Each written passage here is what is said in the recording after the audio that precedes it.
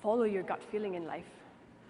It doesn't always shout out and scream and tell you which way to go, but if you're patient enough to listen to it and brave enough to follow it, it will always set you off on the right path.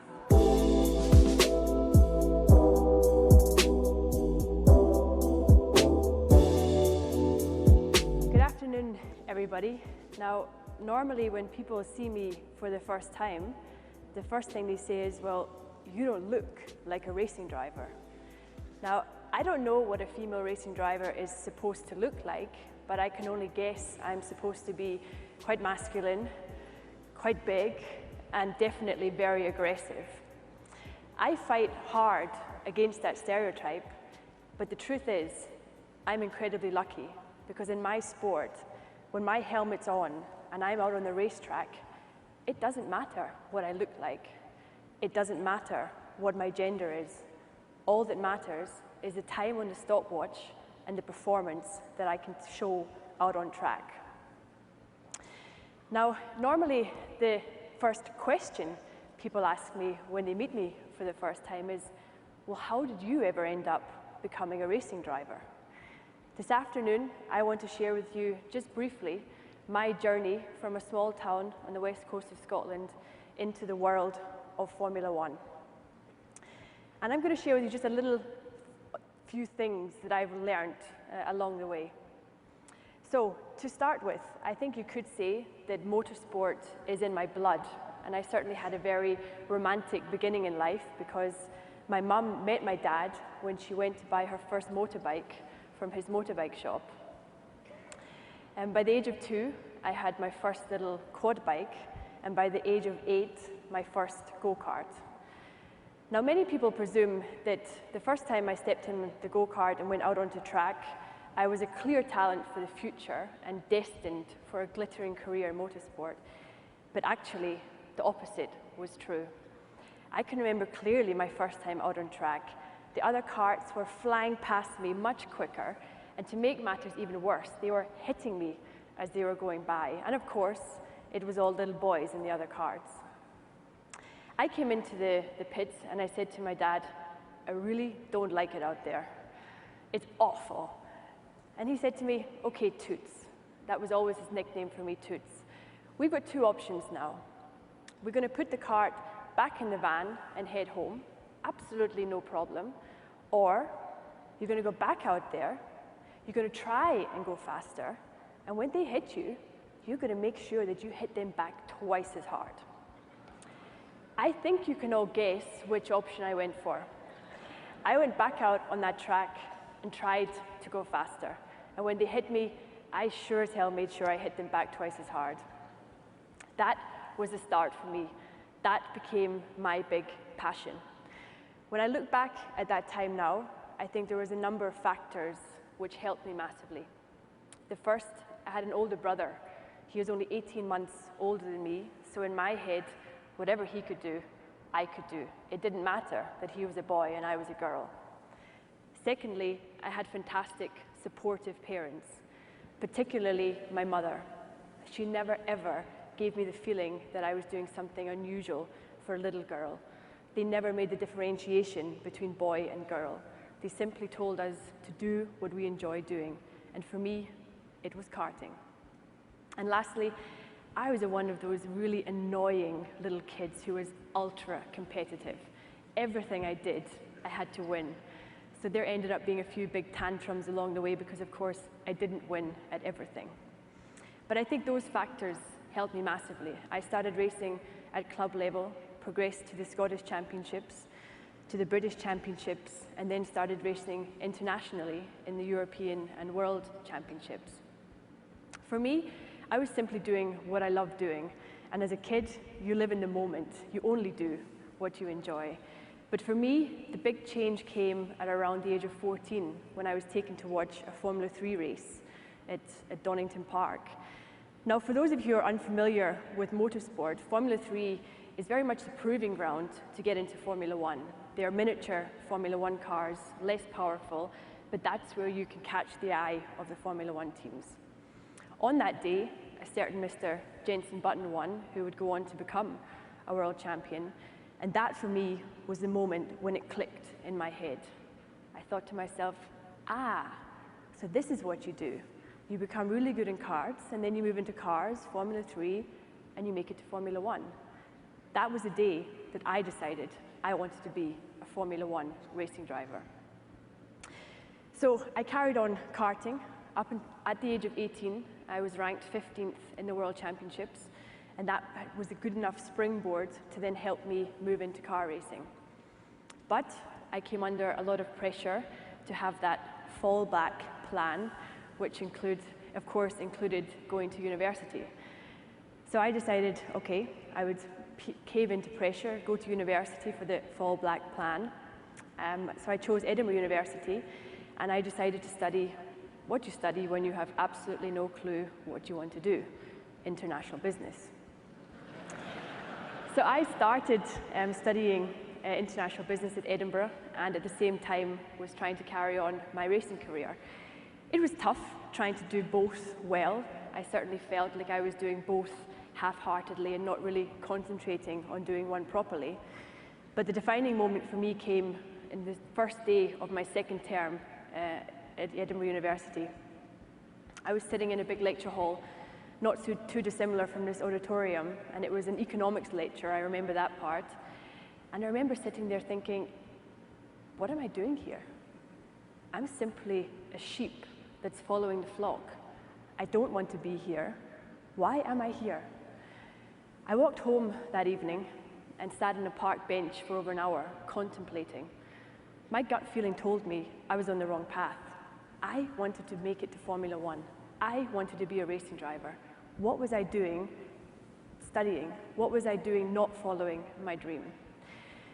So after an hour of contemplation, I called home. Luckily, it was my dad that answered. And I said, Dad, I've got something to tell you. He said, what is it, Toots? I said, I want to leave university. He said, okay, go back to your flat, pack your bags. I'm going to collect you in the morning, and then we're going to decide what you're going to do. 2 days later, I had a small second-hand car with all my worldly possessions inside, and I was driving down to Silverstone, one of the biggest racetracks in the UK. I bought the local paper, found a room to rent in a house full of racing drivers, started working in a small shop, selling race gear next to the main track, and I was happy. I was following my dream. I hardly had anything. Some months it was a massive struggle to even pay the rent at the end of the month, but I was following my dream. The following year, I was doing Formula Renault, a smaller category than Formula 3. The results were good. I was nominated for a very prestigious award called British Young Driver of the Year Award. I didn't win. The following year, another good season in Formula Renault, again nominated for Young Driver of the Year Award, again didn't win. And in that moment, I very much said to myself, okay, not meant to be, keep going. What's for you will not go by you. At that stage, it was time to make the big step up into Formula 3. Now, for those of you, again, unfamiliar with motorsport, the one disadvantage of our sport is that you need money to go racing. And normally the money comes in the form of sponsorship. A season in Formula Renault was around €100,000, which is manageable to get if you've got good people helping you in the background. But the step up to Formula 3 was going to be €500,000. That's a lot of money to find. So I was struggling to get the money together, but I'd managed to raise around 100,000. So I started the season in Formula 3. I did 2 races, and then I broke my ankle. That was game over for me. I lost my seat in the team. All the sponsors pulled out, and I had no clear view of what I was going to do. Those were tough days. I remember distinctly a couple of times struggling with my broken ankle and thinking to myself, how is this ever going to work out?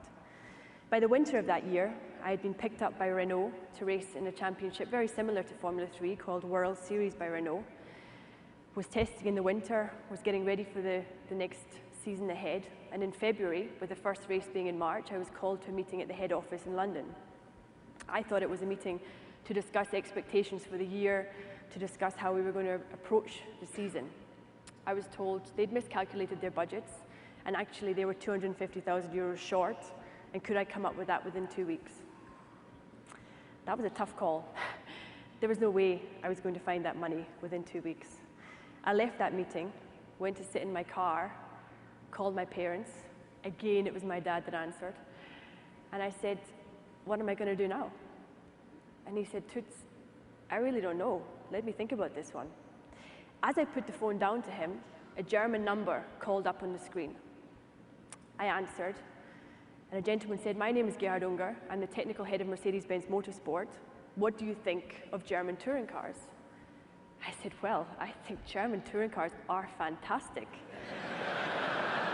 And he said, well, what are you doing tomorrow? I said, well, funnily enough, tomorrow has just freed itself up. He said, get yourself out to Barcelona. We want to test you in one of our German touring cars. I raced home, got my helmet, got myself on a flight out to Barcelona, arrived at the airport to be met by someone from the team, and in typical fashion, they took one look at me and said, so you're here for press, marketing, communications, or catering? And I said, no, I'm driving the car. To cut the long story short, 1 week later, I was in the office of the Mercedes-Benz Motorsport boss, and I had a contract on the table to race for Mercedes-Benz in the German Touring Car Championship. I thanked my lucky stars. That was my big break. That 1-year contract turned out to last 7 years long. And one funny story along the way, 4 years in with Mercedes-Benz, the marketing team came up with a great idea of painting my car pink. Blonde girl in a pink racing car. I mean, come on, that was a real cliche. I fought massively against it because I always fight to be taken seriously. But actually, the one massive positive from that, I had lots of little girls dressed from head to toe in pink coming to me, see me at the racetrack, their dads telling me that they were never even interested in racing before this pink car appeared. And you know what question they always wanted to ask me? Was I driving the Hello Kitty car? I said to them, you know what? It could be the Hello Kitty car. If you want it to be, it is the Hello Kitty car. But actually, it was fantastic to see it have a positive impact. But after 7 years with Mercedes-Benz in the DTM, I still knew there had to be more. I didn't have the success I wanted in DTM, and I still had in the back of my head my dream of getting to Formula One. Unbeknown to me in 2012, Sir Frank Williams, who you saw in the video earlier, came to watch a DTM race. Now I was racing in DTM against the likes of David Coulthard and Ralf Schumacher, so it was a big, tough championship. He said to me, I'd like to see what you can do in a Formula One car. And I said, Sir Frank, I would love to show you what I can do in a Formula One car. I was incredibly lucky to be given the chance by Williams Formula One to drive a Formula One car. And sometimes in life, it's always about getting those chances. I did the first test at the end of 2012, and it went well. As you saw from the video last year, I did all the aerodynamical tests, drove the car for the first time, and did the big young driver test at Silverstone. It was the first time a female had taken to a Formula One car in over 20 years, and there was a lot of people waiting for me to fail. In all honesty, I didn't even know if I could do it. All I said to myself was that I will make sure that I am as well prepared as I can be.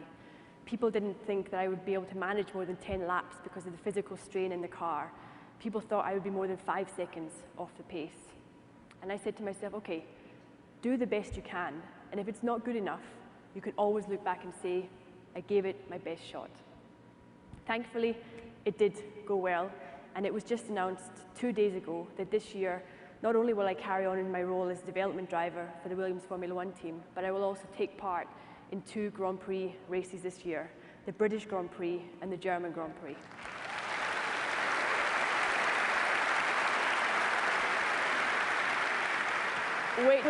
Wait. It's not all good. I won't be racing. I'll be taking part in the test session before the race.